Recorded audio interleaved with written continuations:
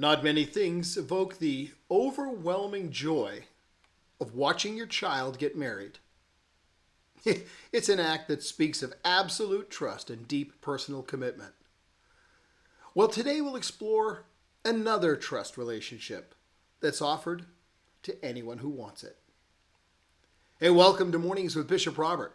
Thanks for joining me. My goal is to introduce people to the Jesus they never knew, then help them get to know him and his word personally and better. So if our time together today speaks to your heart, let me invite you to like, subscribe, and share it with a friend. Now grab a cup, lift it up, and let's dive right into today's lesson together.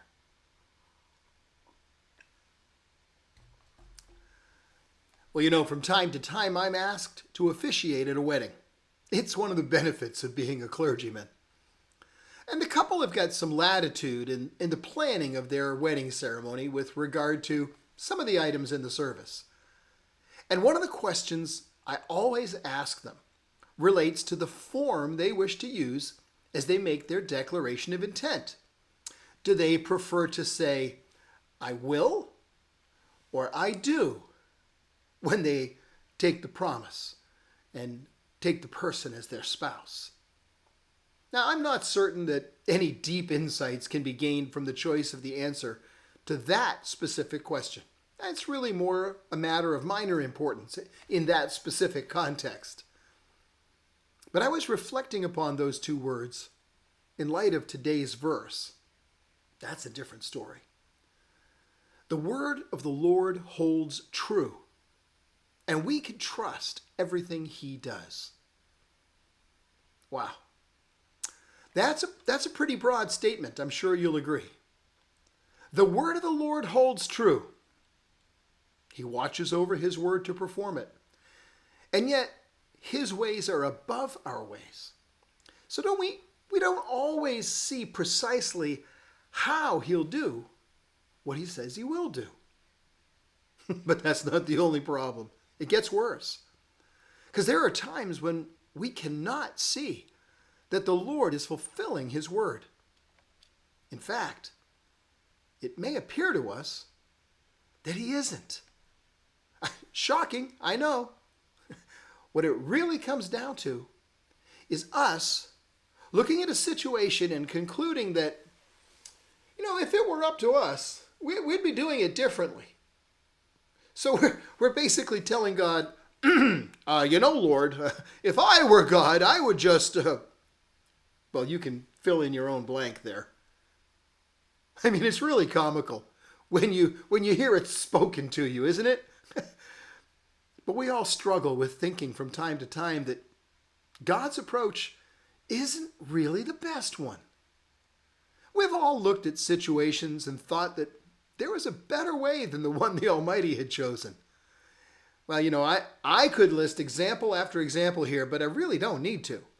Because just like in my mind, your own brain is already filling in the examples of times in your life when God's choices have left you scratching your head or holding your heart. And that brings us to the second part of the verse.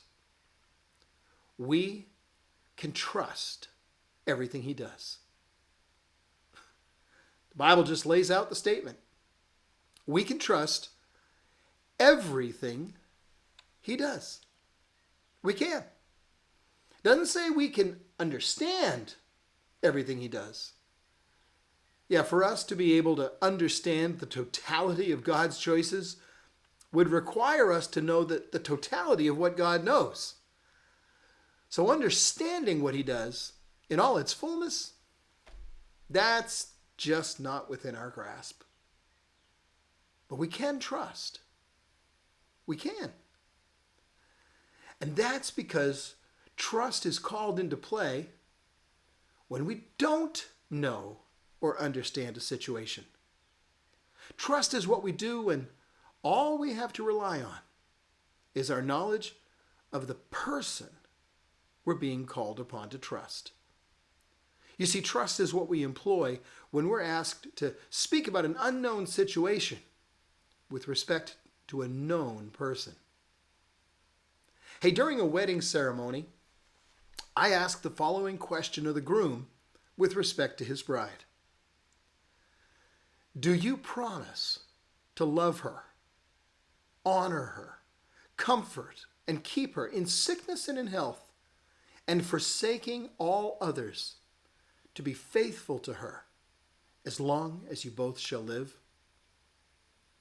And standing there at the altar, the soon-to-be wife is listening. You see, at that moment, there's much she does not know, cannot possibly know. She has no idea what challenges may lie ahead or when they'll come. The situations they'll face as a couple are unknown and unknowable from the standpoint of the altar. But what she does know is who it is that's standing before her and making those promises. And it's her knowledge of the person that gives her the strength to trust in the promise. The word of the Lord holds true. And we can trust everything he does. When a couple makes a decision about the format of their wedding intentions, the choice of I will or I do, pretty much inconsequential. But when you make a choice about whether to trust God, the choice between I will and I do, well, that's much more significant. Because in the context of living life, I will, it's a future statement. I mean, it's like saying, well, I'm not doing a certain thing right now, but later on, I will. Might be something we fully intend to do, just not something we've done yet. In the context of life, in the context of choosing to trust everything God does, we need to make a decision. I do is where we need to be. We need to give God our I do when we don't understand. Because we can trust everything he does. And I do. Jesus' mother Mary faced challenges to trust God in ways that were all but incomprehensible. She was a virgin, but was asked to trust that she'd become pregnant without the normal male involvement. She was asked to trust that the child which grew within her and to which she would give birth would be the Messiah who would save the world from their sin forever. Just think of the situations in which Mary had to hold on to the promise that God would prove himself faithful in the end. When they lost Jesus in Jerusalem as a boy of 12. When the crowds in his hometown wanted to throw him off a cliff to his death. When his own brothers were convinced that he had totally lost his mind. When he was hanging on the cross as she watched the last drops of life drain from him. When she stood and watched them roll the stone in front of the tomb. She had to choose to trust in spite of what she did not know. See, trust is what we do when we don't know or understand a situation. Trust is what we do when all we have to rely upon is our knowledge of the person we're being called upon to trust. She gave God her I do. She chose to trust when all seemed lost, when her heart was breaking, when every hope she held seemed empty. Because the psalmist told her, we can trust everything he does. God asked, do you trust me, even in this? And she gave God her I do.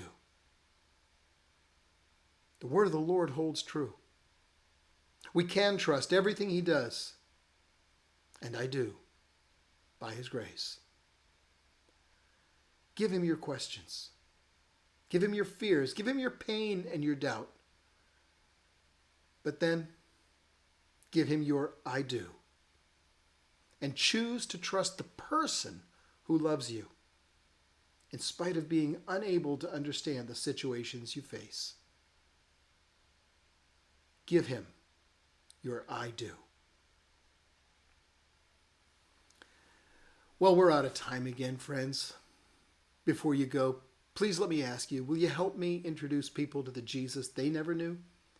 And then help them get to know him and his word personally and better? Please like this video. It'll help more people see it. Then click follow or subscribe and then that notification bell. That way you'll get notified every time a new Mornings with Bishop Robert episode is uploaded. Hey, one more thing. Please share this video with a friend, because as you do, that makes you part of the team, helping spread the love of Christ all over the world. Thank you for helping.